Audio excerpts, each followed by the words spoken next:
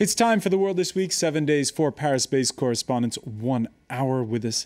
Ana Navarro Pedro of Portuguese Weekly Visão. Nice to see you. Nice to see you. Also joining us, France24.com's Lila Jacinto. Welcome Good to be here. And welcome back as well to Judah Grunstein of World Politics Review, which you can find at worldpoliticsreview.com. All right. And Anthony Bélanger of, I guess we call it the French equivalent of Rolling Stone magazine? Yes. Les Inrecuptibles?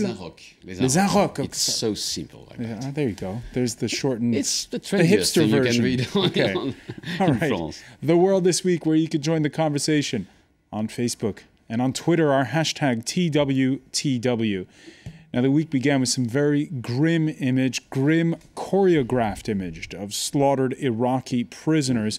It concludes with the news that the same Sunni radicals of ISIS, the Islamic State of Iraq and the Levant, are still battling to take over the country's main oil refinery at Baiji, some 250 kilometers north of the capital, Baghdad. That's the context in which the U.S. president announced the sending of 300 military advisors. That's to come. Judah Grunstein, in his remarks at the White House on Thursday, Barack Obama several times strongly stressing America's not putting troops on the ground. Right. Well, there are already troops on the ground, but what he means is that it won't be a large-scale intervention. American forces will be on the ground advising Iraqi troops and also gathering intelligence for airstrikes and things like that.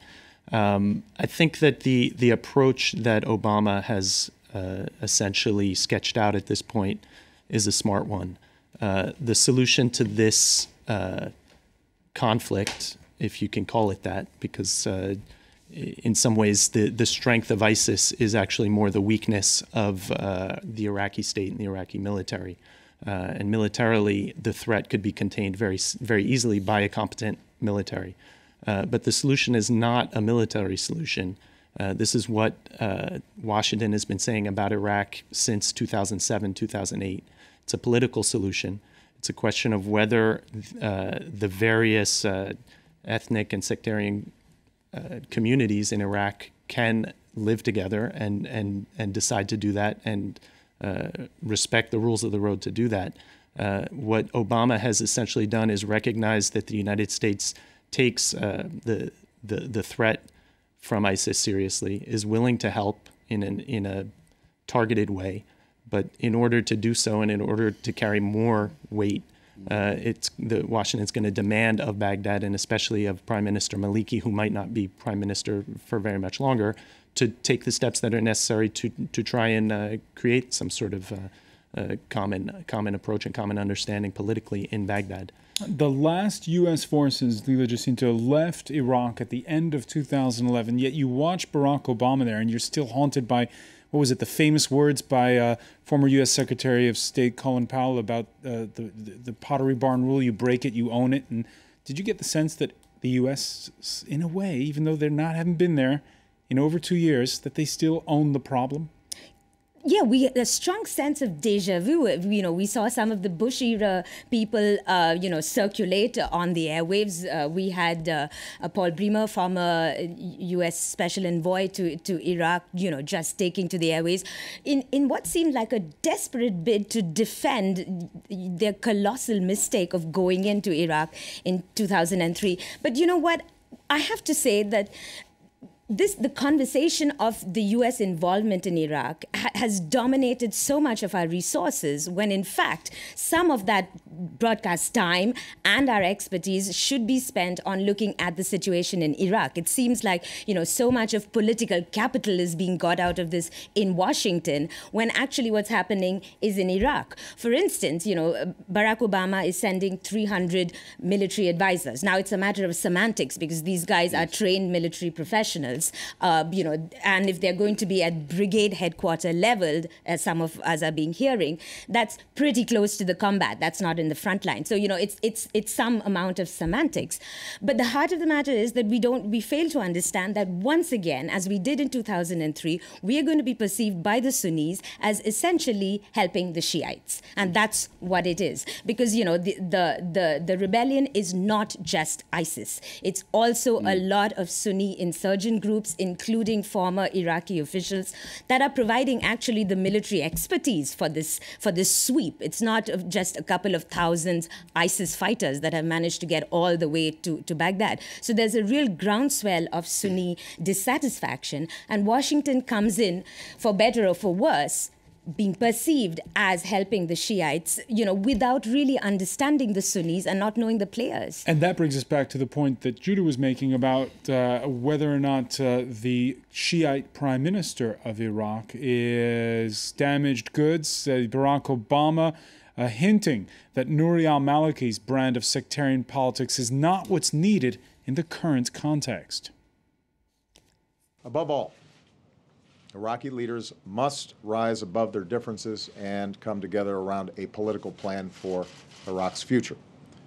Shia, Sunni, Kurds, all Iraqis must have confidence that they can advance their interests and aspirations through the political process rather than through violence. Now, it's not the place for the United States to choose Iraq's leaders. It is clear, though, that only leaders that can govern with an inclusive agenda are going to be able to truly bring the Iraqi people together and help them through this crisis. Was that the right tone, Ana Navarro-Pedro? On words, yes, of course.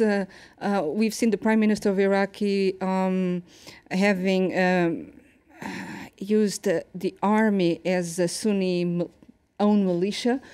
He has discarded... Shiite. Shiite, sorry.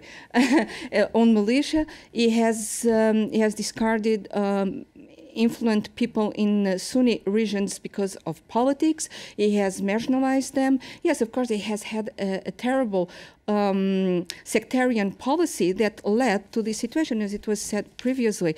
But now the problem is, indeed, what to do, because if ISIS does have a sort of emirate or caliphate or whatever territory that they will control in that very strategic position, I think that our future looks very, very bleak. So will the United States intervene with airstrikes?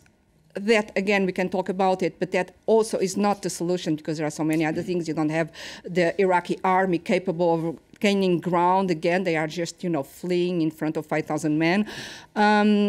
It seems a very difficult situation, and I think intelligence and the problems between the groups in Syria and Iraq would be the solution to, Well, personally, I've got three little thoughts about what you've said. The first one is that when you're telling that it's very reasonable what Obama said and what he's doing about Iraq, it's true. It's maybe the most convenient thing to do right now if you don't want to go on with a new war in Iraq. The only thing is that it always begins by 300 military advisors, which happens to be special forces, because everybody knows that there are special forces, and you never know when it ends at the very beginning. And the second thing is that you told about the main error of the American war was to go there, in 2003. It's true that it was an error, but it's also true that the major mistake was to disband the Iraqi army, and you were paying the price right now, and the Iraqis are paying the price right now with not having an army, a convenient army, an army just in order to save and to protect their own territory, and nothing but that.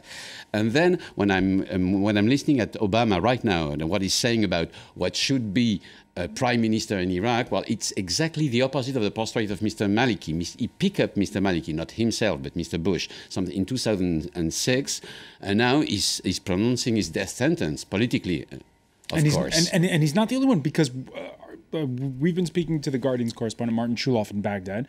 He said that when the head of the Al-Quds force came to Baghdad last week, he seemed to be throwing Maliki under the bus. And we've heard talk today from the top spiritual leader of the Shiites in Iraq, Ali Sistani, also distancing himself from Maliki. Well, I think there are a couple things. First off, there are two things. One of two things is happening in Iraq right now.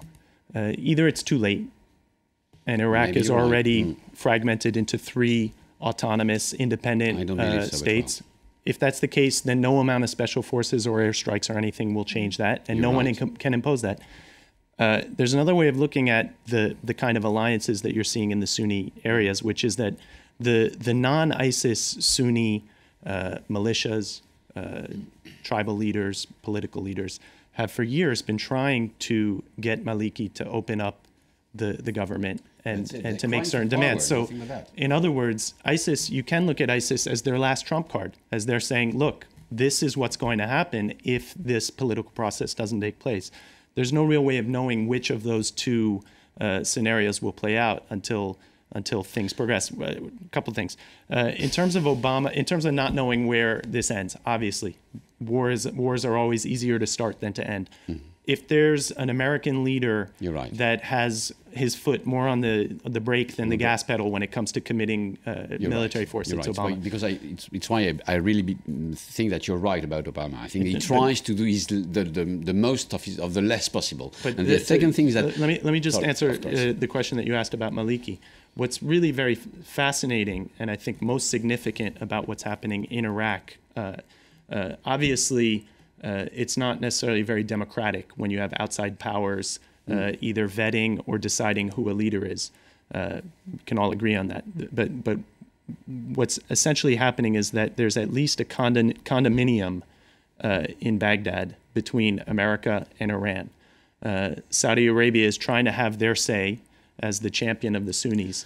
But the very fact that the Americans and the Iranians are actually discussing what to do next in Iraq is something that even 12 months ago would have been a scoop on the front page in bold print on every newspaper in the world. Now it's semi-normal. Sorry, there's one danger about focusing a lot on Maliki, which is what we are doing right now. Will he go? Who's saying what? Reading the semantics of that. The one danger is, as we speak, Qasem Soleimani, the head of Al-Quds force, is in Baghdad right now. For all practical purposes, Iran is managing the Baghdad onslaught against them. Iran is already playing a massive role, and it's the hope right now. How are Sunnis going to take to that? If we are talking about a political dialogue, that's going to be an issue. And also with the Sunnis, what's going to happen?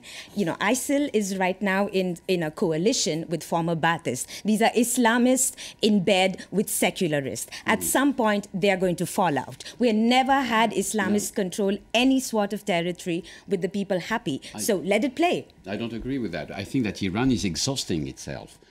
Trying to control Iraq on one hand, Syria on the other hand. Then he's got another war with this. So for a country so touched by economic sanction as Iran, in the midst of a very important negotiation with the rest of the world towards concerning, the nuclear powers, or the nuclear bomb, Iran is trying to find a solution not to have three major front at the same time. So basically what strikes me about Iraq, and we didn't even say a word about it, is the position of As-Sistani. As-Sistani is the main religious reference, in Iraq. It's opposed to Iran, and it's very important in the Iraqi context. As-Sistani withdrew from public affairs something like 6 or 7 years ago. He didn't want to have a word with any kind of government because he believes that you've got to separate government from religion.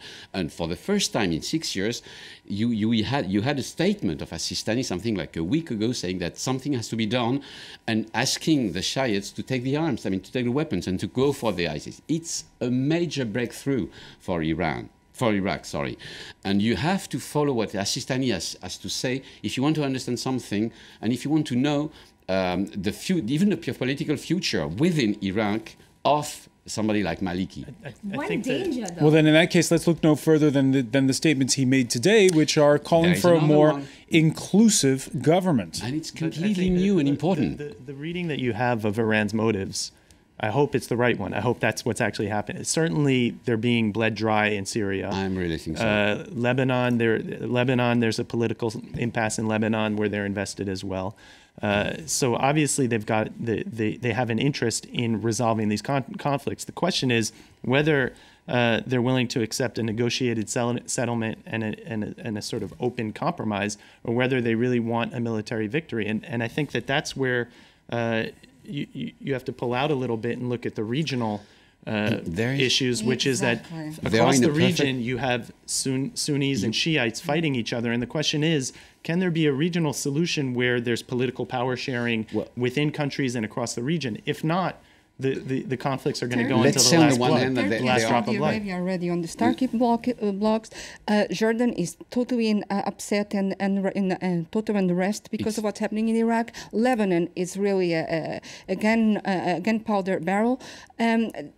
We cannot just think that the situation can be solved within Iraq. And the question again is whether United States or Western powers should intervene there or not, whether there is a danger of total instabilization of the region and of Western countries. To simplify a little bit, let's say that there are two countries which are in position to negotiate anything on the regional level, let's say, which is Iran, which is in a perfect position to negotiate, and who has the incentive to do so. Because really, I really think that Iran is exhausted by so many interventions everywhere. Any country would be.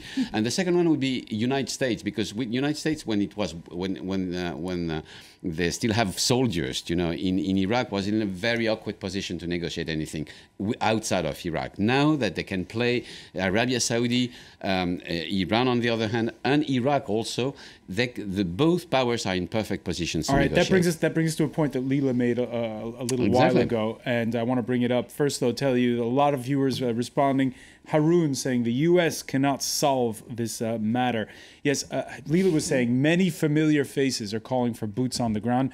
Last week we heard Tony Blair. We heard on France 24 Paul Bremer, the U.S. administrator, the guy responsible for dissolving Iraq's army back in 2003.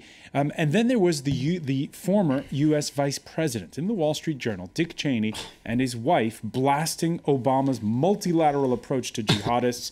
In the face of this threat, Mr. Obama is busy ushering America's adversaries into positions of power. First it was the Russians in Syria, now in a move that defies credulity.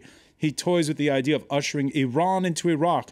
Only a fool would believe American policy in Iraq should be ceded to Iran, the world's largest state sponsor of terror. Leila Jacinto. Well, this is Dick Cheney. I wish he would go away, but he apparently doesn't. But, one thing that I want to, bring to this discussion is that, now with all these Bush-era people floating around, we are looking at Iraq and separating it from Syria. And I think if we are fighting an enemy, you need to understand how the enemy works. And as you said, they're looking at a caliphate. So really, there's no difference for this group between Syria and Iraq. And what's happening with Washington and the former Bush-era administration really focusing on Iraq.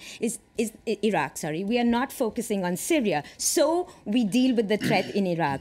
But they still have Syria. They still have a safe haven as of now in Syria. All right, we're gonna have to take a quick break. When we come back, we'll have more, including how the World Cup helps or hinders diplomacy. Stay with us.